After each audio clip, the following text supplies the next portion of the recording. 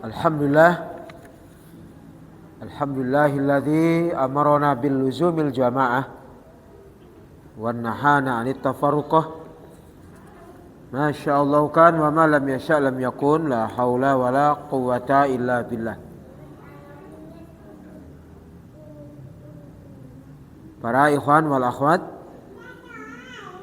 alhamdulillah pada malam hari ini seperti biasa kita sama-sama akan mengkaji ayat-ayat Allah, ayat-ayat dzikril hakim, ayat-ayat yang akan mengingatkan, menuntun dan mengarahkan terhadap diri kita semua untuk semakin dekat, semakin bertakwa kepada Allah Subhanahu wa taala. Terlebih-lebih kita semua sudah sama-sama dalam wadah al-haq, jamaatul muslimina wa imamahum, wadah kesatuan bulat bagi kaum muslimin. Syarat Rasulullah 14 abad yang lalu telah terbukti sampai hari ini dan sampai kemudian hari. Karena al-haq mir rabbik, al-haqqu mir rabbik fala takunanna minal mumtarin. Kebenaran ini, hak ini datangnya dari Allah Subhanahu wa taala. Tidak boleh bersikap sombong, bersikap acuh terusnya. Ini yang patut kita syukuri.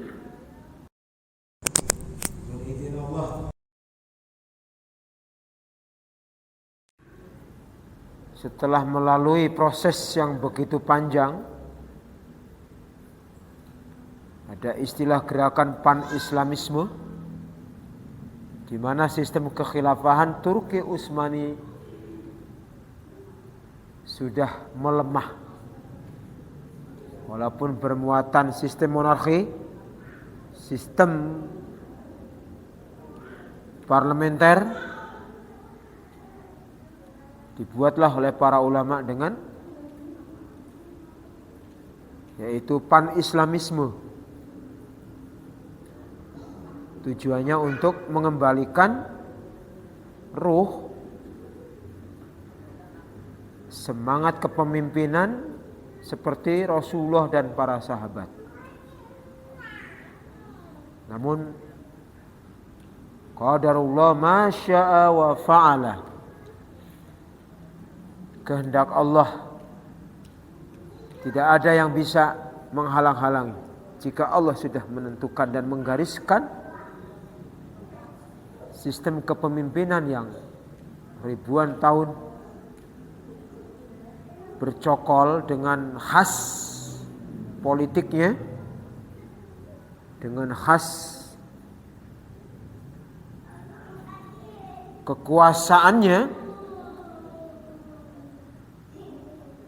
tumbang dengan izin Allah Subhanahu wa taala. Kekhilafahan Turki Utsmaniyah 1924 merupakan sejarah yang tidak boleh dilupakan. Dengan diusirnya Sultan Hamid II yang bermarkas di negara Turki, sehingga dampaknya negara Turki yang dengan khas keislamannya berubah menjadi sekuler.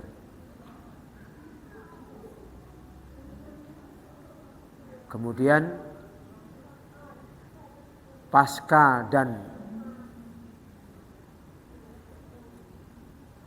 tumbangnya pra dan pasca, ya, sejarah yang tidak boleh dilupakan. Diawali gerbang utama Perang Dunia Pertama, kedua dan seterusnya. Inilah cikal bakal kemelorotan muslimin, degradasi umat terlihat di sana dan di sini.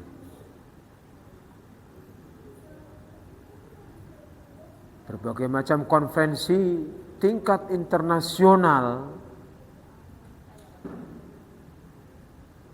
termasuk di Rabat, Maroko, di Mekah, namun tidak menghasilkan kesepakatan di baiatnya seorang ulul amri. Tidak ada pembahasan ke sana, justru saling berebut masalah kekuasaan atau kursi.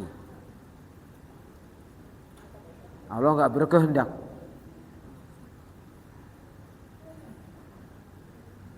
Presiden Mesir Anwar Sadat, Uganda Idi Amin, termasuk Presiden Yaman Abdurrahman, mengusulkan supaya Raja Faisal menerima jabatan kekhilafahan, karena dianggap sosok yang punya kemampuan lebih. Nah ini, jadi 3 kepala negara, Idi Amin dari Uganda, Anwar Sadat dari Mesir, dan Presiden Yaman Abdurrahman, mengusulkan supaya Raja Faisal memangku jabatan kekhilafahan. Namun itu semua beliau tolak. Allah enggak berkehendak. Sistem kekhilafahan, kepemimpinan umat ini betul-betul harus dikembalikan pada khas wahyu. Termasuk di Indonesia.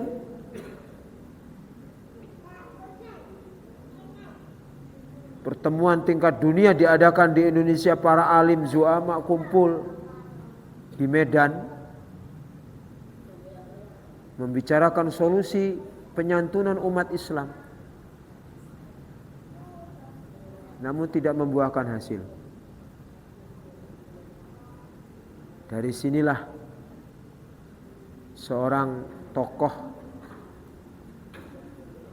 termasuk pejuang di masa atau di era penjajahan saat itu, seorang wartawan, seorang jurnalis, dengan kehendak Allah Subhanahu wa taala mampu melihat dengan kacamata wahyu, mampu melihat dengan kacamata akidah. Kenapa perhelatan besar yang menghasilkan, yang dananya tidak sedikit, tidak mampu menghasilkan, tidak memberikan solusi tentang kepemimpinan umat? Dianalisa oleh Bapak Wali Al-Fatah, Imamul Muslimin yang pertama. Mustahil dalam Islam tidak ada solusi. Mustahil dalam Islam tidak ada solusi.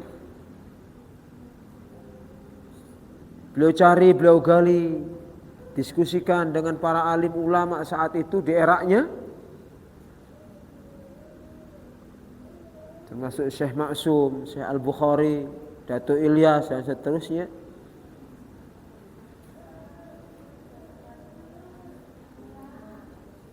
Terus beliau gali dan gali. Jadi saat-saat itulah masa-masa penggalian. Nah ini masa-masa penggalian bentuk penyantunan umat Islam menurut contoh Allah dan Rasulnya kayak apa. Bapak Wali Al-Fatah sendiri belum tahu bentuk kemasyarakatan kaum muslimin ini kayak apa bentuknya. Belum tahu. Bayangkan. Kalau dalam hal lain, mungkin dalam sebuah organisasi, ormas, politik apalagi. Kalau belum tahu arah tujuan, apa yang mau dicapai, masih buram, nggak bakal itu jadi partai politik yang menang. Betul begitu? Lembaga pun begitu, organisasi pun begitu. Karena ini wahyu, perintah Allah. Wajibnya muslimin bersatu padu, berjamaah wal imamah, menurut contoh Rasulullah SAW ini. Masa penggalian, terus digali. Ya. Kemudian dari penggalian itulah ya pengamalan, perwujudan. Dari perwujudan itulah publikasi. Nah, ya, jadi ada 3 tahap. Penggalian dulu.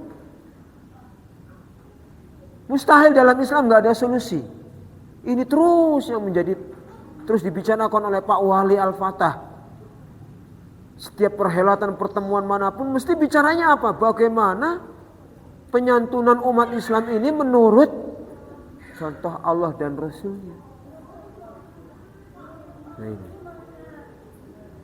Ada yang mengusulkan sudah Pak Wali Al-Fatah bentuk aja partai politik khas Islam. Loh, kalau dikembalikan kepada partai politik ini soal masalah kursi.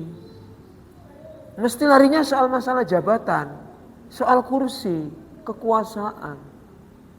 Nah, beliau tolak itu. Beliau tolak. Padahal beliau itu belum tahu bentuk perwujudan kemasyarakatan Islam yang terpimpin, masyarakat wahyu, belum tahu bentuknya kayak apa.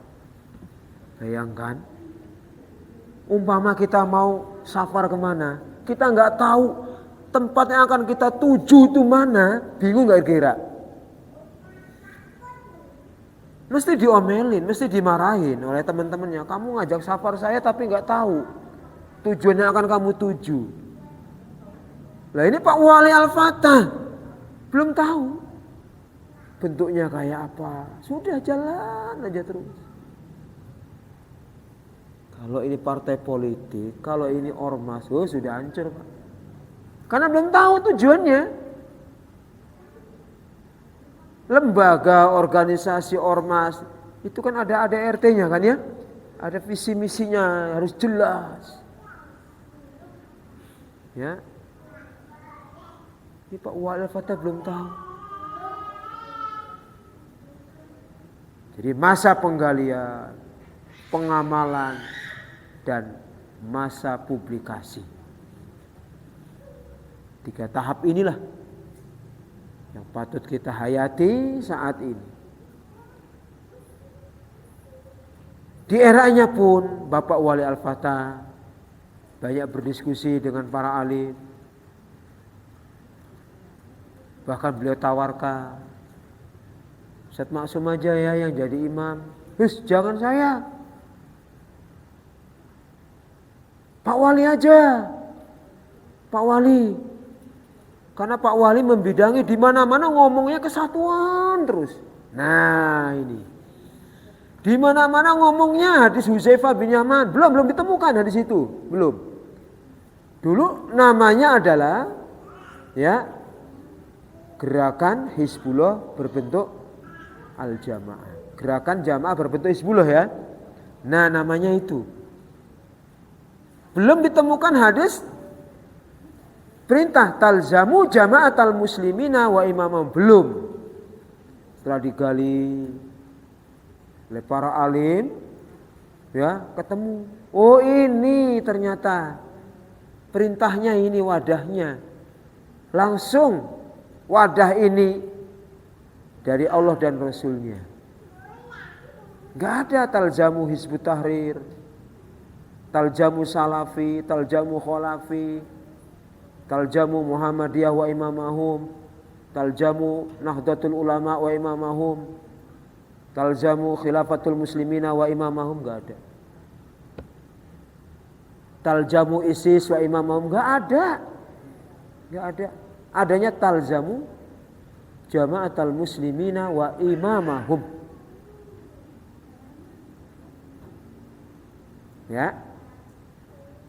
Satu-satunya hadis yang paling panjang dan itu ada di kitab Sahih Bukhari dan Sahih Muslim, muktabar sekali.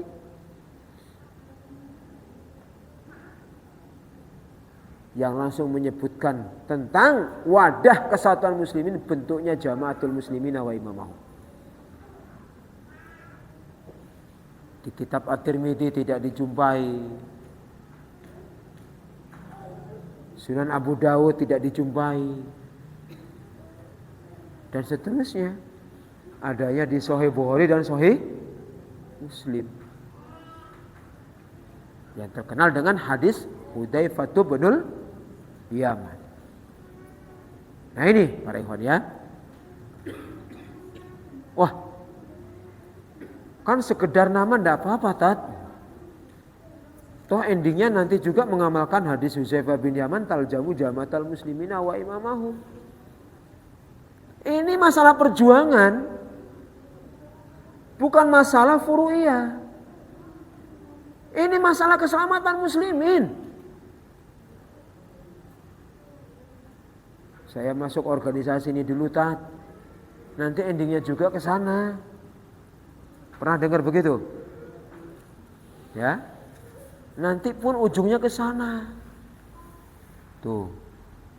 Nah ini para ikhwan. Jadi ini masalah keselamatan muslimin, wadah. Wadahnya nggak boleh 2, nggak boleh 3, cukup 1 wadahnya.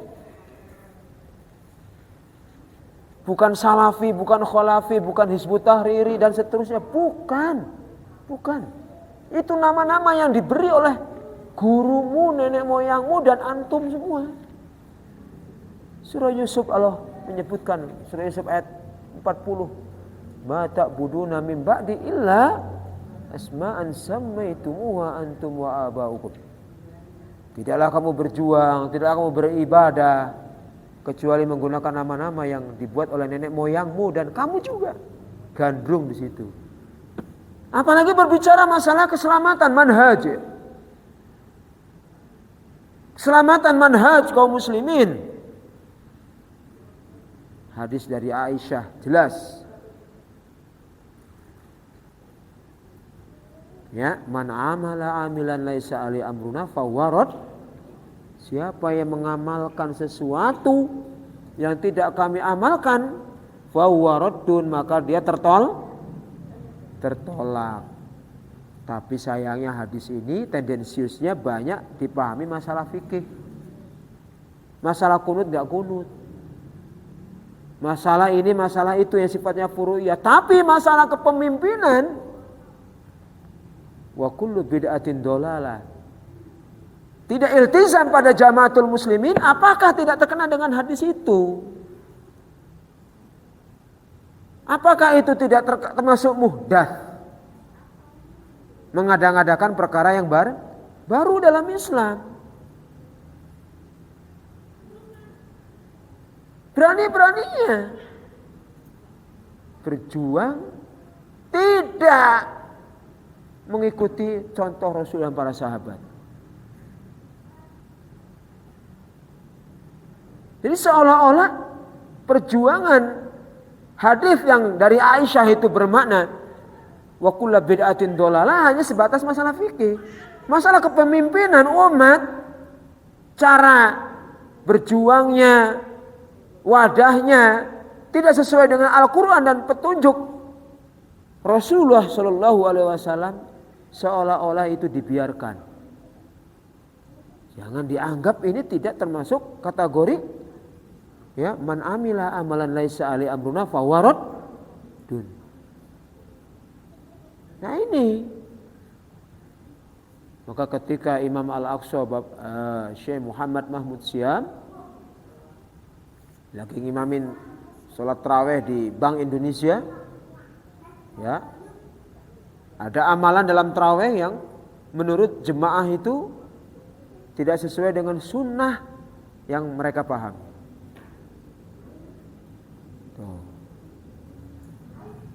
Sehingga oleh Syekh Syam dijawab dengan mudahnya, Anda mengatakan saya bid'ah karena melihat tidak sesuai dengan pemahaman antum. Yang bid'ah itu, kata beliau, yang bid'ah itu, bid'ah terbesar bagi umat Islam, walaupun janggutnya segini, mata kakinya sananya nyingkrang, apalagi sorbannya gede. Kalau saya maknai, hafal Quran, hafal hadis, Syekh Syam hanya berbicara begini, bid'ah terbesar bagi umat Islam adalah tidak berjamaahnya muslimin. Kalau bid'ah-bid'ah masalah fikih yang sifatnya furu'iyah dan itu memiliki interpretasi penafsiran yang berbeda-beda, ya,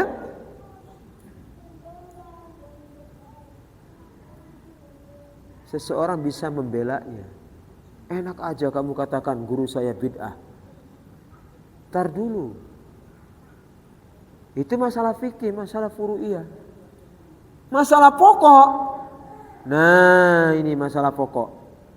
Kesatuan muslimin. Ini masalah pokok. Maka kalau masalah pokok atau masalah usulul aqidah, pokok aqidah ini dibiarkan, berarti apa? Ini bid'ah terbesar bagi umat Islam, tidak berjamaahnya muslimin dalam satu pimpinan Allah dan Rasulnya. Nah ini, ya. Jadi hari ini kita dihadapkan dengan permasalahan perpecahan di tengah-tengah kalangan umat Muhammad SAW.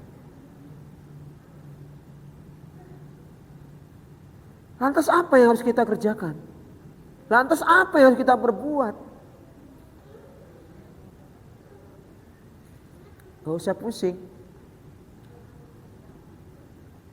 Segera membaiat seorang imam. Itu solusi, sudah.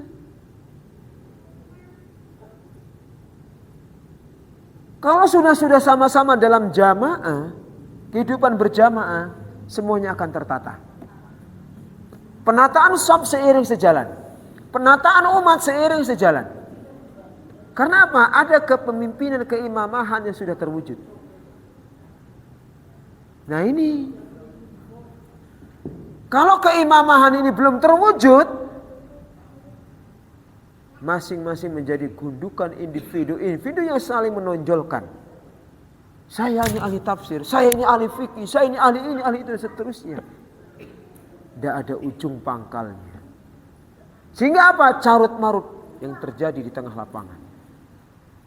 Umat tafarruq, umat pecah belah. Ini dampaknya. Saat apakah mereka para kiai, para sesepuh, para ajengan, para santri enggak mengkaji hadis Husain? Mengkaji. Bahkan berulang-ulang, bahkan ada yang hafal. Ya, sanad dan matannya beserta syarahnya.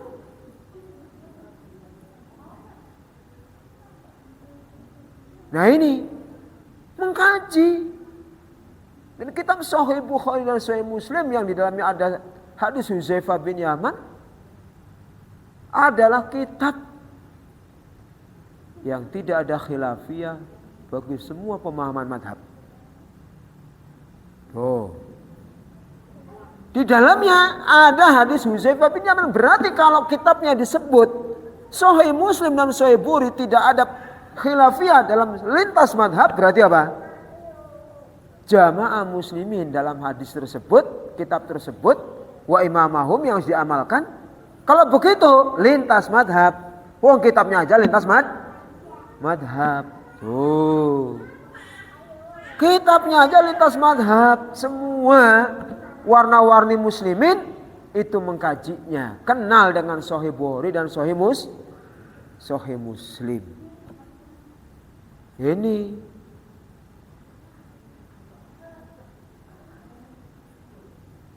para penuntut ilmu di dalam negeri maupun di luar negeri mengkaji itu. Kenapa kok gak kunjung mengamalkan? Ini lain cerita. Soal itu soal hidayah dan taufik dari Allah. Kalau dilihat Al-Faqir, ya, ada ulama yang betul-betul memahami makna berjamaah jamaatul muslimin. Ini berarti makomnya tepat menurut Al-Faqir. Ya. Apa sih bisanya Al-Faqir? Enggak bisa apa-apa. Karena sudah mengamalkan, kita berbicara masalah realnya, ruhnya. Nah ini. Yang jadi masalah, banyaknya lembaga-lembaga yang beratasnamakan jamaah atau khilafah ala minhajin nubuwah. Untuk membedakan itu di mana? Letaknya adalah perwujudan. Perwujudannya bagaimana? Jangan bicara masalah jamaatul muslimin tapi nggak ada wujud. Bentuknya kayak apa? Lah ini banyak orang ahli membahasnya, mengkajinya, kitab ini, kitab itu, berulang-ulang bahkan hafal. Tapi nyaris nggak ada bentuk. Perwujudannya bagaimana?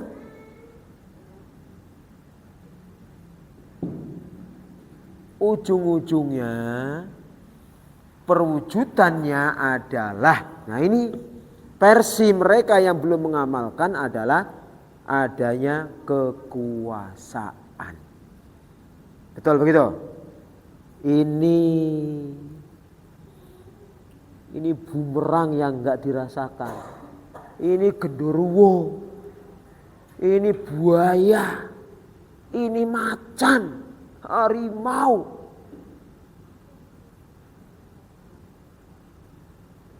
Kalau sudah ujung-ujungnya pengamalnya kekuasaan, nunggu kekuasaan, ya sudah, nggak bakal ketemu itu perwujudan itu. Karena ini haswah, jangan sampai dicampur dengan produk ro'yu.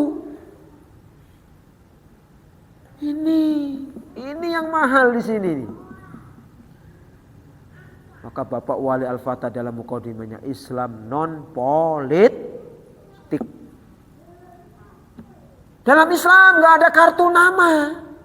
Untuk mengamalkan sholat nggak perlu kartu sholat. Mengamalkan hadis Huzaifah bin Yaman, talzamu jamaatul muslimin, nggak perlu identitas kartu nama sebagai anggota, nggak perlu. Nggak perlu terdaftar. Wong ini bukan organisasi. Bukan organisasi. Maka dengan daya apapun nggak bisa dibubarkan. Hizbut Tahrir bisa dibubarkan dari Indonesia. Ya karena organisasi. Betul. Organisasi. Bubarkan. Sholat nggak bisa dibubarkan karena bukan organisasi.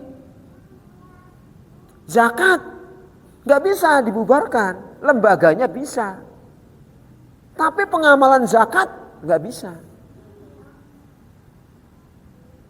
Wudu nggak bisa dibubarkan. Sholat iklim bagaimanapun tetap 5 waktu, nggak bisa dibubarkan. Rukun Islam dan rukun iman nggak bisa dibubarkan. Kalau organisasi bisa dibubarkan. Jamaah muslimin wa imamau bukan lembaga, bukan organisasi. Apalagi ormas, apalagi orpol. Saya kok nggak ada pelang riasannya? Kita bukan organisasi. Di Khilafatul Muslimin ada pelangnya. Oh, di Lampung, Teluk Betung. Khilafatul Muslimin Abdul Qadir Baraza. Ada pelangnya. Loh, kalau kembali kepada sunnah, nggak ada seperti itu. Lembaga pondok pesantren ada pelangnya, monggo untuk memperkenalkan. Apa iya ada pelang sholat? Ada nggak mas? Nggak ada kan pelang saum? Nggak ada. Nah ini yang harus dipahami betul-betul. Ya, maka bersyukur kita para ikhwan ini. Kita hamba Allah yang biasa tapi Allah tuntun menjadi luar biasa. Daripada yang luar biasa menjadi biasa. Paham bahasa ini? Paham ya para ikhwan ya? Beruntung bersyukur pada Allah kita ini hamba Allah biasa. Tapi Allah tuntun menjadi luar biasa. Daripada yang luar biasa menjadi biasa.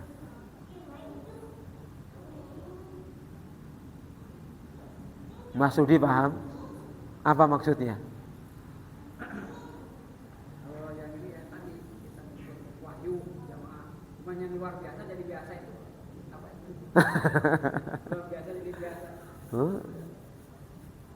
Ini dikotul faham ya, penghayatan. Ya, penghayatan. Tafakkur. Kita ini hamba Allah biasa. Biasa kan, bukan pejabat tinggi, bukan ini, dari unsur ekonomi juga biasa, kedudukan di masyarakat juga biasa, tapi menjadi manusia yang luar biasa. Paham dari sini? Ya, dengan kita berjamaah, kita nggak ngerti apa-apa tadinya, biasa kan? Setelah dalam jamaah ternyata dipahamkan oleh Allah, dibimbing dengan taklim, dengan kegiatan umat, dengan amal soleh, jadi dibuka cakrawala. Oh ternyata urusan muslim secara berjamaah ini menjadi manusia luar biasa. Daripada yang luar biasa, ujung-ujungnya biasa-biasa. Ini yang Mas Hudi belum paham ya? Kebalikannya Mas Hudi, dia profesor, dia ahli, paham? Ahli dalam apapun lah, akademisi terkenal, punya kedudukan, tapi biasa-biasa. Dia menjadi hamba Allah biasa. Kenapa? Enggak dalam sistem berjamaah, hanya ruang lingkup yang kecil sesuai dengan kapasitas yang dia miliki. Enggak ada pemahaman seperti ini dalam hadis, enggak ada. Apalagi dalam Quran. Ini dikotul faham, ketajaman memahami, karena kita sudah amalan. Kita sudah ada wujud, kita sudah mengamalkan hadis Hudzaifah bin Yaman. Maka setelah dalam jamaah kita menjadi manusia internasional. Ya, daripada yang internasional ujungnya menjadi lokal. Paham ya? Nah itu dia ahli dalam Quran, dalam tafsir, akidah, fikih. Ya misalnya rutinitasnya hanya apa? Kampus, rumah, majelis taklim, sudah. Terus begitu. Paham? Nah sini ya, terus begitu. Kapan mikirin Al-Aqsa-nya? Kapan akan mikirin umat yang harus dibina di pelosok-pelosok? Betul. Nah ini, subhanallah, ya kita dhaif secara kemampuan ilmu, tapi Allah jadikan luar biasa. Karena apa? Mampu mengamalkan hadis Hudzaifah bin Yaman dengan izin Allah. Pak Wali Al-Fatah aja, imam pertama masih bingung. Kayak apa ya masyarakat jamaah ini? Tapi beliau getol, di mana-mana itu ngomongnya kesatuan terus. Semalam saya ketemu istrinya Pak Wali Al-Fatah yang masih ada di Cikampek ada. Menikahkan cucunya besok Sabtu. Kita edukasi dulu, kumpul rame, ya Insya Allah. Saya tanya sama ibu ya, Bu Wali Al-Fatah, Bu, apa betul? Pernah nggak terucap? Ya selaku istrinya kan pasti lebih tahu lah ya, saksi hidup kan. Pernah terucap nggak Bu oleh beliau Pak Wali saat-saat awal-awal mau ketemu jamaah ini? Pernah nggak rugoroso gitu? Curhat sama istrinya terkait dengan bentuknya kayak apa? Pernah. Dan beliau menyatakan Islam non politik itu saya aja bingung.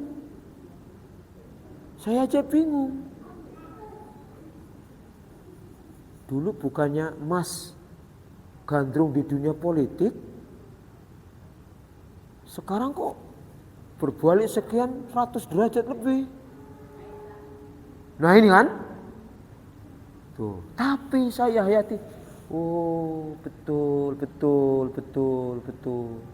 Ada wujudnya soalnya. Nah ini para ikhwan, kepemimpinan umat apapun bentuknya adalah yang mahal tuh wujudnya para ikhwan. Bukan omdok, bukan jualan. Nah, baik ya. Para ikhwan, ya, hayati ya firman Allah Subhanahu wa taala yang berbunyi begini, ya ayyuhalladzina amanu atiullah wa atiur rasul wa ulil amri minkum. Wahai orang yang beriman, taatilah Allah, Rasul dan ulil amri di antara kalian. Ulil amri ini khas wahyu, bukan produk politik, bukan penguasa, bukan raja, tapi ini khas kepemimpinan syariat Islam, imamul muslimin, khas wahyu. Ya, wa ulil amri min fa'in tanaza'tum fi syai'in faruddu ila Allah war rasul. Kalau kamu tanazu, berselisih, kembalikanlah kepada Allah dan Rasul. In kuntum tu'minuna billah, jika kamu betul-betul beriman kepada Allah wal yaumil akhir dan beriman kepada hari akhir, itulah dzalika khairu wa ahsanu ta'wila. Itulah sebaik-baik urusan, tempat kembali yang lebih baik. Nah, setelah kita dalam jamaah para ikhwan, ketaatan kepada Allah, Rasul dan ulil amri. Ketaatan kepada Allah kaitannya dengan akidah. Ketaatan kepada Rasul kaitannya dengan uswah, panutan.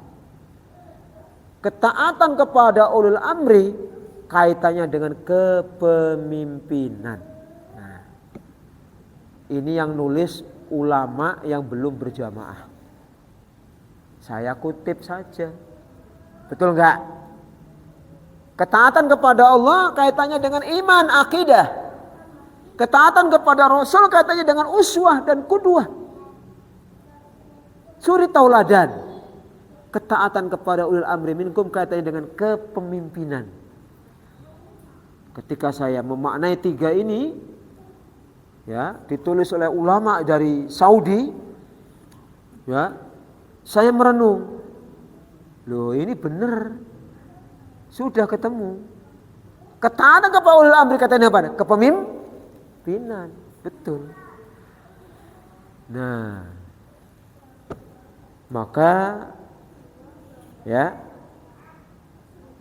ayat tersebut Al-Fakir mencoba cari bahan istilah ya. Mudah-mudahan bermanfaat bagi para ikhwan. Kriteria muslim, kriteria ikhwan di dalam jamaah. Mahal kan? Kriteria muslim atau ikhwan dalam jamaah. Bu, ibu perhatikan. Kriteria muslim atau ikhwan dalam jamaah. 1.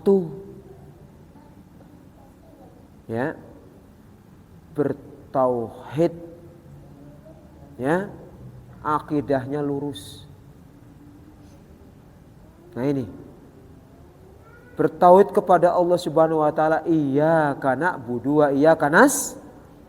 Nah ini. Hanya kepadamu ya Allah aku menyembah dan hanya kepadamu ya Allah aku meminta pertolongan. Ini kriteria ikhwan dalam jamaah. Tauhidnya lurus. Taklim Allah yang dilihat. Nah kan? Tauhid.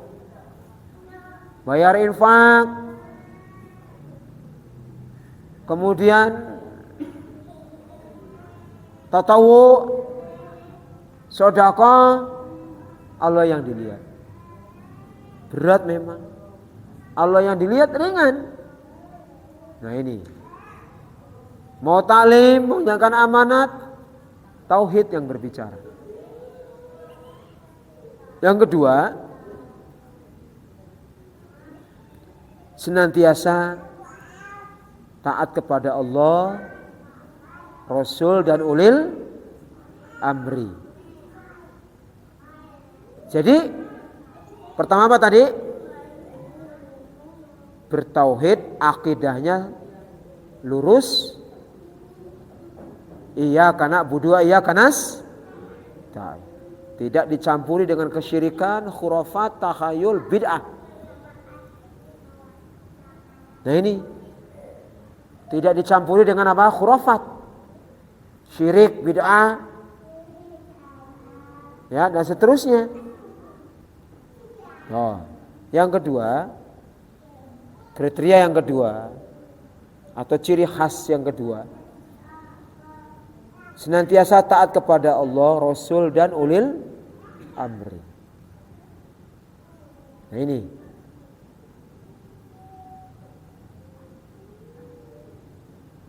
Maka dengan memahami surah An-Nisa ayat 59 tadi, pribadi ikhwan. Nah, tulis nih ya. Pribadi kita semakin satu atau A, semakin tambah taat. Oh, ini atiullah Rasulullah minkum. Pribadi kita semakin tambah taat. Yang kedua atau B, semakin tambah tertib. Oh. Yang ketiga semakin tambah disiplin. Qiyamul lailnya enggak pernah putus. Baca Qur'annya enggak pernah putus. Infak sedekahnya walaupun seberapa pun enggak pernah putus. Amal solehnya enggak pernah putus. Ini semakin tambah taat ya. Setelah dalam jamaah, ini kriteria yang kedua. Akan melahirkan pribadi ikhwan yang apa tadi? Tambah apa tadi? Tambah taat. Jangan sebaliknya, setelah dalam jamaah kok tambah beler gitu ya. Tambah susah. Ini kan kebalik. Katanya mau nolong agama Allah. Yang kedua apa? Tambah apa? Tambah tertib. Ini ciri khasnya.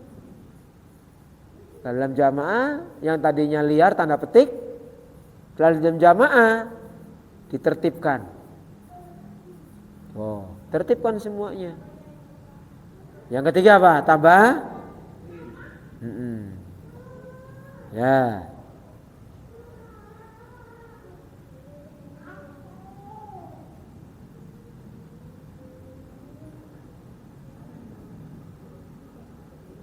Yang ketiga, ya, dengan berjamaah, ya, dengan berjamaah. Yang ketiga ya,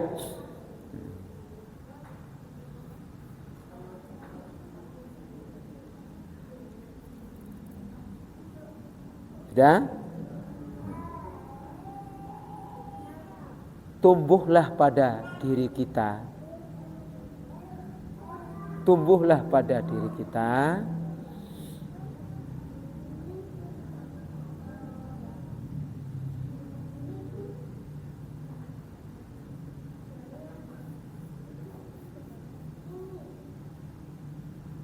keikhlasan. Nah ini para ikhwan. Keikhlasan ya dalam berjamaah. Subhanallah para ikhwan, ini mahal betul. Enak diomongin, enak diucapin, tapi berat ngelakokinnya, ya. Masya Allah. Nah ini para ikhwan.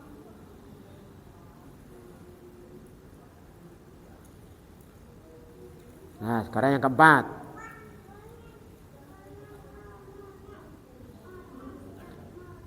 Perbedaan, ya nanti dibaca-baca di rumah ya. Perbedaan, ya, al-jamaah dengan organisasi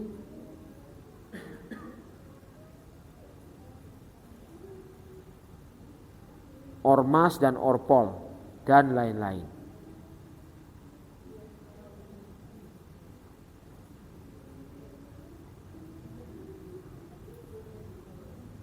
Jamaah mendahulukan Allah dan Rasulnya. Al-jamaah mendahulukan Allah dan Rasulnya.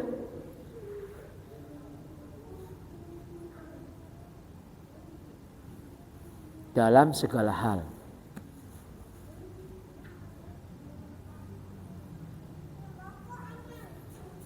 Luar al-jamaah mendahulukan fikiran atau ra'yu. Betul? Nah ini.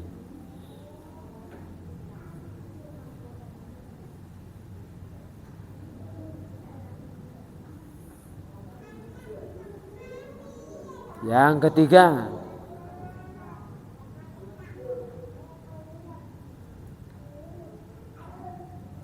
al-jamaah tidak bermadhab.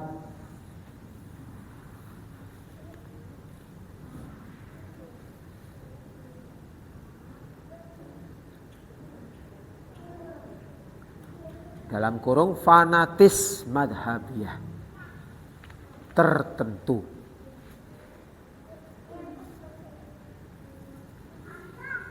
Kebalikannya, di luar al-jamaah rentan terhadap madhab dan ta'asub sifatnya.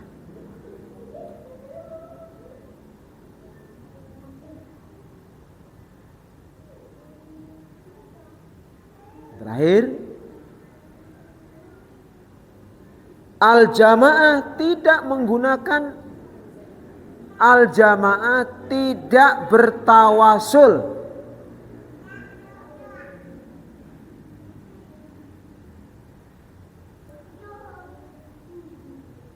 Kebalikannya, di luar kehidupan berjamaah rentan terhadap tawasul.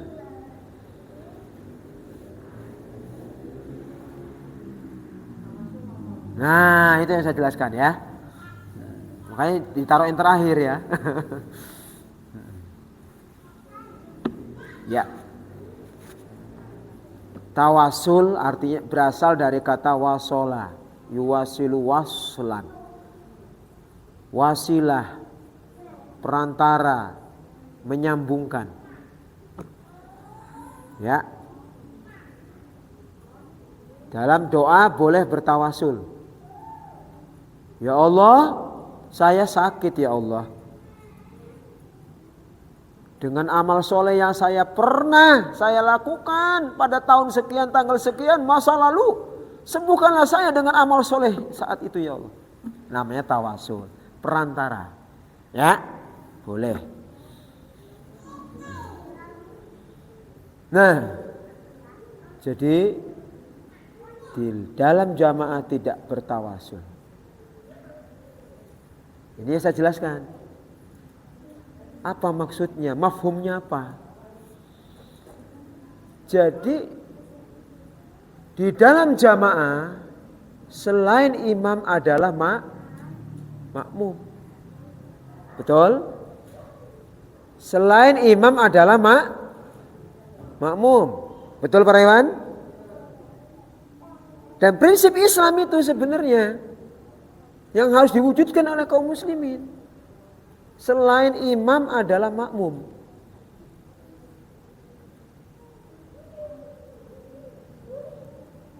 Makmum tidak mengagung-agungkan sang imam.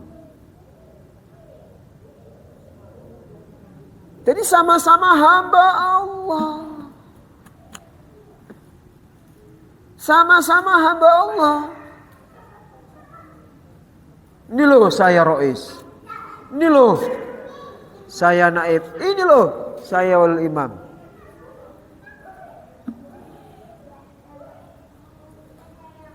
Maka hubungan umat kepada Umar ketemu di mana aja, biasa enggak? Nah ini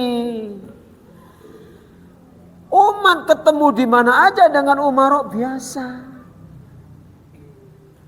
Umar tidak menonjolkan atau menampakkan keakuannya atau prestisenya. Tidak. Sama-sama hamba Allah. Aku sudah beat, kau juga sudah beat. Nah kan begitu. Sama-sama kita sudah menjual kepada Allah langsung. Tuh ini namanya tidak tawasul Pak. Paham ya? Jadi yang dibangun tuh bukan keakuannya tapi kualitas takwanya kepada Allah.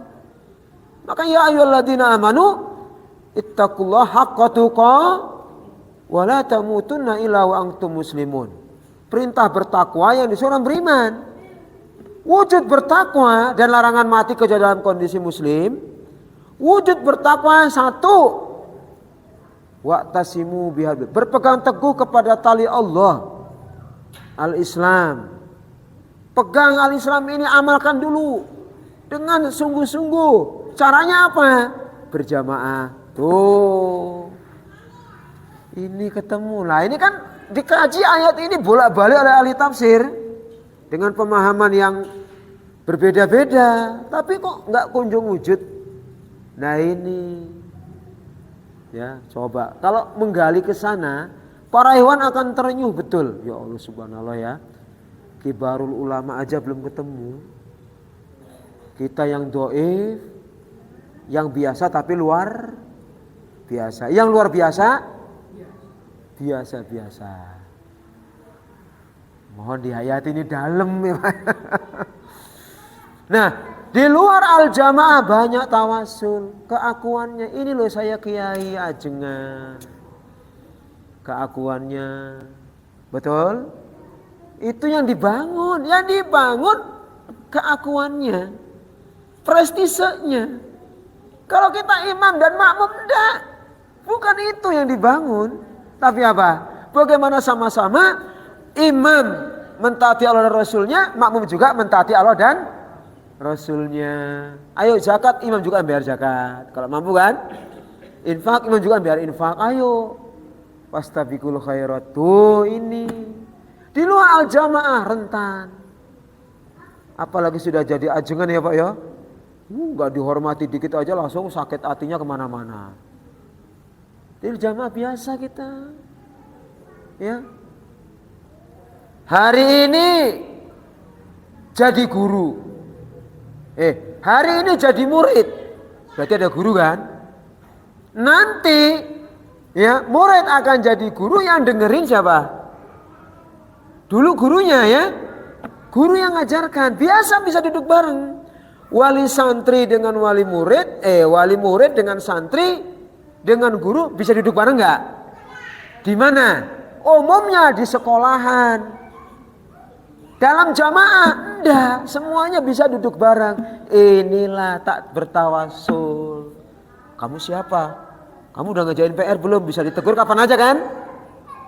Dalam jamaah begitu, luar jamaah ketemunya hanya di kelas resmi formal. Dalam jamaah semua selain imam adalah makmum. Paham ya? Oh, ini nggak ada di buku. Ini penghayatan. Nah, penghayatan ya. Diqqatul faham karena kita sudah mengamalkan Islam non politik itu jadi mustahil kalau nggak ada wujudnya berjamaah. Nah ini jadi mentah kalau nggak ada wujudnya. Tuh, paham ya Pak Rewan ya? Cukup demikian? Alhamdulillah. Baik, mungkin ada yang mau ditanyakan? Atau ada yang mau menambahi? Kami serahkan dulu kepada Raisul Jalsah. Mudah-mudahan bisa difahami yang benar hanyalah Allah. Ya, kebenaran al-haq itu mutlak milik Allah. Kita manusia hanya belajar dan belajar. Tempat salah, lupa ya. Jika benar, yuk mari bareng-bareng. Jika salah, ayo saling menasehati. Kan begitu ya? Demikian kami serahkan kepada Anda.